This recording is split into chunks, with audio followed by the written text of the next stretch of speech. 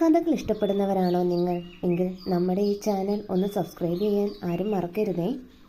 Cent Teresa's കോളേജിലെ ആ ഇടനാഴികളിൽ അന്ന് പെയ്ത മഴയ്ക്ക് പ്രണയത്തിൻ്റെ മണമായിരുന്നു. മാത്തമാറ്റിക്സ് ഡിപ്പാർട്ട്മെൻറ്റിലേക്ക് പുതിയതായി എത്തുന്ന പ്രൊഫസറെ കാണാൻ ക്യാമ്പസ് ഒന്നടങ്കം കാത്തുനിന്നു. കറുത്ത ഫോർഡ് കാറിൽ നിന്നും സിദ്ധാർത്ഥ വർമ്മ ഇറങ്ങിയപ്പോൾ ചുറ്റുമുള്ള ബഹളങ്ങൾ പെട്ടെന്ന് നിശബ്ദമായതുപോലെ. വെളുത്ത ഷർട്ടും കറുത്ത പാൻറ്റും ധരിച്ച് കണ്ണുകളിൽ ഗൗരവം ഒളിപ്പിച്ച ആ രൂപം ഒറ്റ നോട്ടത്തിൽ തന്നെ ആരെയും ആകർഷിക്കുന്നതായിരുന്നു. അയാളുടെ ഓരോ ചുവടുവെപ്പിലും ഒരുതരം ആഭിജാത്യം നിഴലിച്ചിരുന്നു. മീര ആ കോളേജിൻ്റെ ജീവനായിരുന്നു. റാങ്ക് ഹോൾഡറായ അവൾ വെറുമൊരു പുസ്തകപ്പുഴു ആയിരുന്നില്ല, മറിച്ച് കലയും സാഹിത്യവും പ്രണയിക്കുന്ന ഒരു സ്വപ്നജീവിയായിരുന്നു. സിദ്ധാർത്ഥിൻ്റെ ആദ്യത്തെ ക്ലാസ്സിൽ തന്നെ മീര ശ്രദ്ധിക്കപ്പെട്ടു. അയാൾ ബ്ലാക്ക് ബോർഡിൽ ചോക്ക് കൊണ്ട് സങ്കീർണമായ സമവാക്യങ്ങൾ എഴുതുമ്പോൾ മീര നോക്കിയത് അയാളുടെ വിരലുകളിലേക്കായിരുന്നു.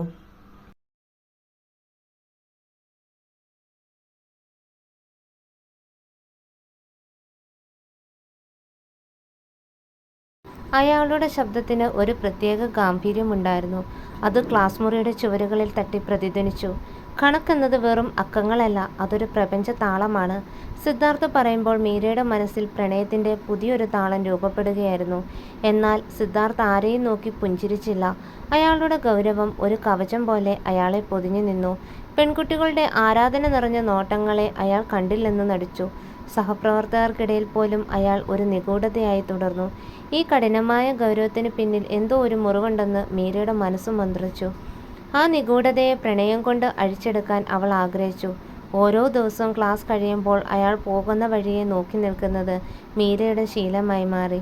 തൻ്റെ പ്രിയപ്പെട്ട അധ്യാപകൻ എന്നതിലുപരി അയാൾ അവളുടെ സ്വപ്നങ്ങളിലെ നായകനായി മാറുകയായിരുന്നു. ആഴ്ചകൾ കടന്നുപോയി. മീരയുടെ മനസ്സിലെ പ്രണയം ഒരു കാട്ടുതീ പോലെ പടർന്നു. അവൾക്കിനി ഇത് ഉള്ളിൽ ഒളിപ്പിച്ചു വെക്കാൻ കഴിയില്ല എന്ന് തോന്നി. ഒരു വൈകുന്നേരം ആകാശം ചുവന്നു തൊടുത്തു നിൽക്കുന്ന നേരം സ്റ്റാഫ് റൂമിൽ സിദ്ധാർത്ഥ് ഒറ്റയ്ക്കിരുന്ന് ഫയലുകൾ നോക്കുകയായിരുന്നു. ധൈര്യം സംഭരിച്ച് മീര അകത്തേക്ക് നടന്നു. അവളുടെ ഹൃദയമിടിപ്പ് അവൾക്ക് തന്നെ കേൾക്കാമായിരുന്നു.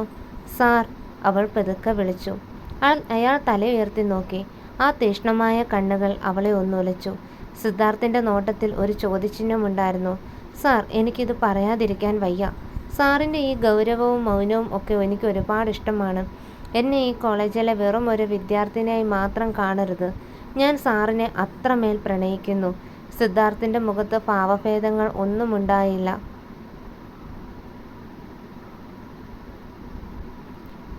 അയാൾ സാവധാനം എഴുന്നേറ്റ് അവളുടെ അടുത്തേക്ക് വന്നു. അയാളുടെ ഉയരത്തിന് മുന്നിൽ മീര ഒരു ചെറിയ പെൺകുട്ടിയെ പോലെ തോന്നിച്ചു. മീര, നീ നിന്റെ പ്രായത്തിൻ്റെ ചാപല്യത്തിലാണ്. ഞാൻ നിന്റെ അധ്യാപകനാണ്. നിന്റെ പിതാവിൻ്റെ പ്രായമില്ലെങ്കിലും എന്നേക്കാൾ 10 വയസ്സെങ്കിലും താഴെയാണ് നീ. ഒരു മതിൽക്കെട്ടുണ്ട് നമുക്കിടയിൽ. അത് മറികടക്കാൻ ശ്രമിക്കരുത്. നിന്റെ ബുദ്ധിയും കഴിവും ഇത്തരം വിഡ്ഢിത്തങ്ങൾക്കായി പാഴാക്കരുത്. ഈ നിമിഷം ഇത് ഇവിടെ അവസാനിക്കണം. ഇനി ഒരിക്കൽ കൂടി ഇത് ആവർത്തിച്ചാൽ എനിക്ക് നിന്നെ ഈ കോളേജിൽ നിന്ന് പുറത്താക്കേണ്ടി വരും. വാക്കുകൾ ഓരോന്നും മീരയുടെ ഹൃദയത്തിൽ ശരങ്ങൾ പോലെ തറച്ചു. അവൾ ഒന്നും മിണ്ടാതെ പുറത്തേക്കോടി. മഴ വീണ്ടും പെയ്യാൻ തുടങ്ങിയിരുന്നു.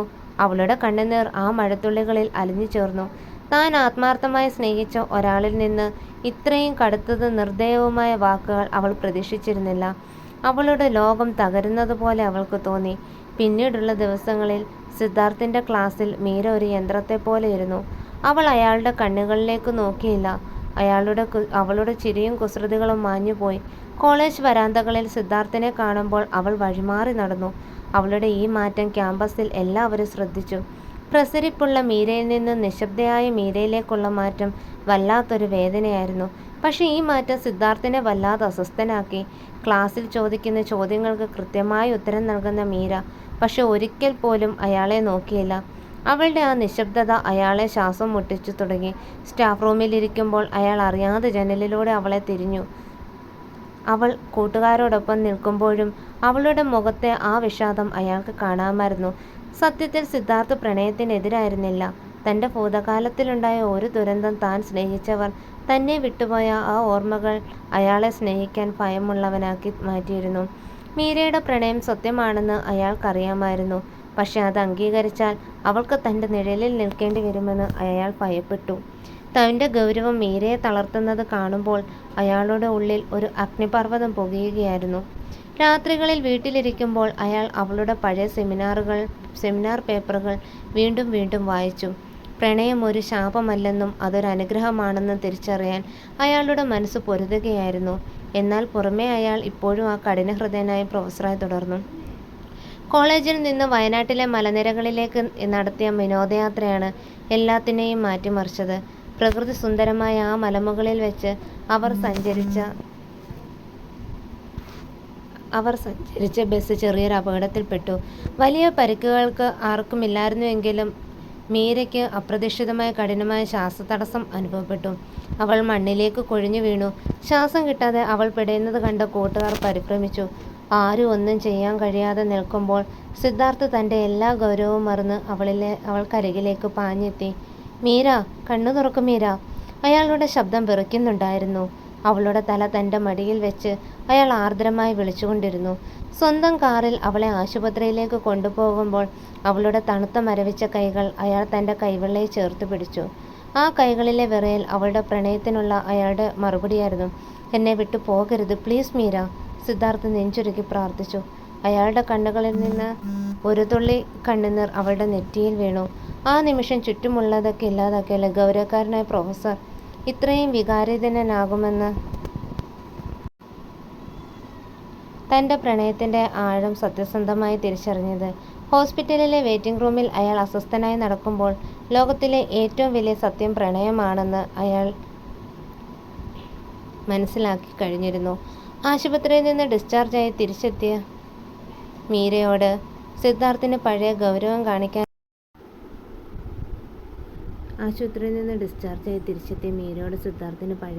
കാണിക്കാനായില്ല. കോളേജ് അവസാനിക്കാൻ ദിവസങ്ങൾ മാത്രം ബാക്കി. ഒരു വൈകുന്നേരം ഗ്രൗണ്ടിൻ്റെ അറ്റത്തുള്ള നീലക്കടമ്പ് മരത്തിന് ചുവട്ടിൽ നിൽക്കാൻ അയാൾ അവളോട് ഒരു കുറിപ്പിലൂടെ ആവശ്യപ്പെട്ടു. മീര അവിടെ എത്തിയപ്പോൾ സന്ധ്യാവെളിച്ചത്തിൽ സിദ്ധാർത്ഥ് അവളെ നോക്കി ഒരു ചെറിയ പുഞ്ചിരി നൽകി. ജീവിതത്തിൽ ആദ്യമായി അയാൾ അവളോട് ആത്മാർത്ഥമായി പുഞ്ചിരിക്കുകയായിരുന്നു. മീര, നീ ജയിച്ചു. നിന്റെ പ്രണയം എൻ്റെ എല്ലാ വാശികളെയും മുൻവിധികളെയും തോൽപ്പിച്ചു. അയാൾ സാവധാനം പറഞ്ഞു. പക്ഷെ നമുക്കിപ്പോൾ ഒരുമിച്ച് നടക്കാൻ കഴിയില്ല. നീ ഇനിയും പഠിക്കാനുണ്ട്. നിനക്ക് വലിയൊരു ഭാവി ഉണ്ടാകണം. ഒരു അധ്യാപകനും വിദ്യാർത്ഥിയും എന്ന നിലയിൽ നമുക്ക് ചില പരിധികളുണ്ട്. അത് ലംഘിച്ചാൽ നിന്റെ സൽപ്പേരിനെ അത് ബാധിക്കും. അയാൾ തൻ്റെ പോക്കറ്റിൽ നിന്ന് ഒരു ചെറിയ ഡയറി എടുത്ത് അവളുടെ കയ്യിൽ കൊടുത്തു. അതിൻ്റെ ആദ്യ പേജിൽ അയാൾ ഇപ്രകാരം എഴുതിയിരുന്നു. കാത്തിരിപ്പിന് പ്രണയത്തേക്കാൾ മധുരമുണ്ട്. മീര, നിന്റെ പഠനം കഴിഞ്ഞ് നീ ഒരു സ്വതന്ത്രയായ വ്യക്തിയായി മാറുന്ന ദിവസം ഞാൻ നിന്റെ വീട്ടിൽ വരും, നിന്നെ എൻ്റേതാക്കാൻ. അതുവരെ ഈ പ്രണയം നമ്മുടെ ഹൃദയത്തിൽ ഏറ്റവും വിലപ്പെട്ട രഹസ്യമായി സൂക്ഷിക്കാം. നീ എനിക്ക് തന്നത് ഒരു പുതിയ ജീവിതമാണ്. മീരയുടെ കണ്ണുകൾ സന്തോഷം കൊണ്ട് നിറഞ്ഞു. അവൾക്ക് വാക്കുകൾ കിട്ടുന്നില്ലായിരുന്നു. നീലക്കടമ്പ് പൂക്കൾ കാറ്റിലിളകി. അവർക്ക് മുകളിൽ ഒരു പുഷ്പവൃഷ്ടി പോലെ പെയ്തിറങ്ങി. ഗൗരവക്കാരനായ പ്രൊഫസർ ഇപ്പോൾ അവളുടെ പ്രിയപ്പെട്ട സിദ്ധുവാകാൻ തയ്യാറെടുത്തിരിക്കുന്നു. ഒരു മനോഹരമായ കാത്തിരിപ്പിൻ്റെ തുടക്കമായിരുന്നു അത്. വിരഹത്തേക്കാൾ മധുരമുള്ള പ്രത്യാശ നിറഞ്ഞൊരു അനുരാഗത്തിൻ്റെ പൂർണ്ണത. 3 വർഷങ്ങൾ കടന്നുപോയി. സെന്റ് തെരേസാസ് കോളേജിലെ ആ പഴയ ഇടനാഴികൾക്കും നീലക്കടമ്പ് മരത്തിനും ഒരുപാട് കഥകൾ പറയാനുണ്ടായിരുന്നു. മീര തൻ്റെ ഉപരിപഠനം മികച്ച നിലയിൽ പൂർത്തിയാക്കി ഒരു വലിയ മൾട്ടിനാഷണൽ കമ്പനിയിൽ ഉദ്യോഗസ്ഥയായി ചേർന്നു. ആ 3 വർഷവും അവർ തമ്മിൽ അധികം സംസാരിച്ചിരുന്നില്ല. പക്ഷേ ഓരോ മാസവും സിദ്ധാർത്ഥ് അവൾക്ക് അയക്കുന്ന പുസ്തകങ്ങളും അതിനുള്ളിൽ ഒളിപ്പിച്ചു വെച്ച ചെറിയ കുറിച്ചുമാനങ്ങളും അവരുടെ പ്രണയത്തെ കെടാതെ സൂക്ഷിച്ചു. ഒരു ശനിയാഴ്ച വൈകുന്നേരം മീര തൻ്റെ പഴയ കോളേജിലേക്ക് വീണ്ടും എത്തി. അവൾ സിദ്ധാർത്ഥിനെ കാണാൻ വരികയല്ല, മറിച്ച് സിദ്ധാർത്ഥ് അവളെ അങ്ങോട്ട് ക്ഷണിക്കുകയായിരുന്നു. പഴയ അതേ നീലക്കടമ്പ് മരച്ചുവട്ടിൽ